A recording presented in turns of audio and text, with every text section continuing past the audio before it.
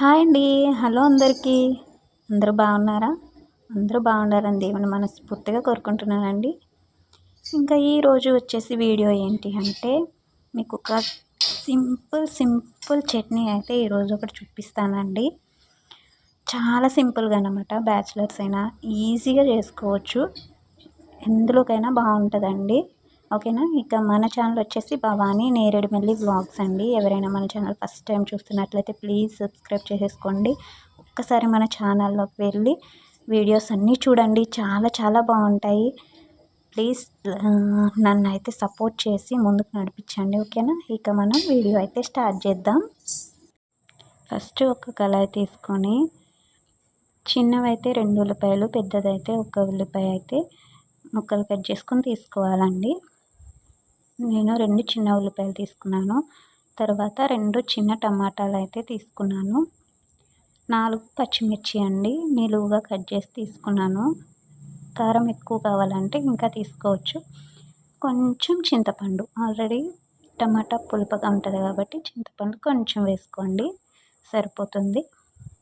ఇంకా తర్వాత 1 స్పూన్ ధనియాలు, తర్వాత వచ్చేసి 1 స్పూన్ పోపు సామాన్లు అండి మిక్స్ అయి ఉంటాయి కదా, అవి అయితే తీసుకున్నాను అన్నమాట. తర్వాత ఆయిల్ కొంచెం ఎక్కువగానే వేసుకున్నానండి. తర్వాత గ్యాస్ ఆన్ చేసుకొని కళాయి దాని మీద పెట్టేసి ఒక్కసారి అయితే మొత్తం కలిసేటట్టుగా అయితే ఆయిల్లో కలుపుకోవాలండి. అంటే ఆయిల్ ఫస్ట్ వేసుకుని ఇవన్నీ తర్వాత వేస్తారు కదా అని అనుకోవచ్చు. అలాగే కాదండి, ఇట్లా కూడా చేసుకోవచ్చు సింపుల్గా అన్నమాట. తర్వాత కొంచెం సేపు మూత పెట్టి మగ్గనిచ్చి తర్వాత చూడండి కొంచెం అయితే మగ్గేంత వరకు కలుపుకొని ఉడికించుకోవాలండి. అవి బాగా మగ్గిన తర్వాత స్టవ్ ఆఫ్ చేసుకొని ఇవన్నీ కూడా ఒక ప్లేట్లోకి అయితే తీసుకొని చల్లారబెట్టుకోవాలండి.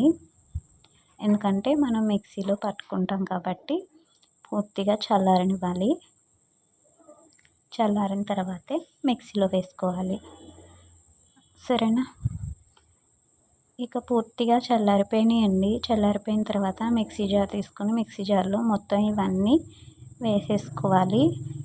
వేసుకున్న తర్వాత ఇక్కడ నేను వీడియోలో చూపిస్తున్నా చూడండి. నేను ఫస్ట్ ఉప్పు అయితే యాడ్ చేసుకోలేదు కదా, ఇప్పుడు యాడ్ చేస్తున్నానండి. చూడండి సాల్ట్ అయితే యాడ్ చేసుకుంటున్నాను.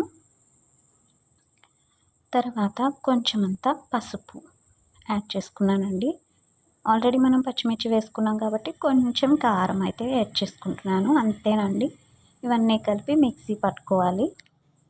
చూడండి చట్నీ ఎంత బాగుందో కదా, టేస్ట్ కూడా అదిరిపోద్దండి. ఒక్క టిఫిన్లోకే కదండి, ఇడ్లీ దోశ ఏదైనా సరే, ఆఖరికి రైస్లో కూడా సూపర్గా అయితే ఉంటుందండి.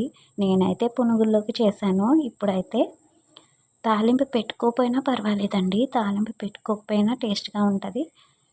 నచ్చిన వాళ్ళు పెట్టుకోవచ్చు, ఓకేనా. నేనైతే పునుగుల్లోకి చేశాను కాబట్టి తాలింపు ఏం పెట్టట్లేదండి. చాలా టేస్ట్గా ఉంటుంది. మీకు కూడా వీడియో నచ్చినట్లయితే లైక్ చేసి షేర్ చేసి సబ్స్క్రైబ్ చేసుకోండి.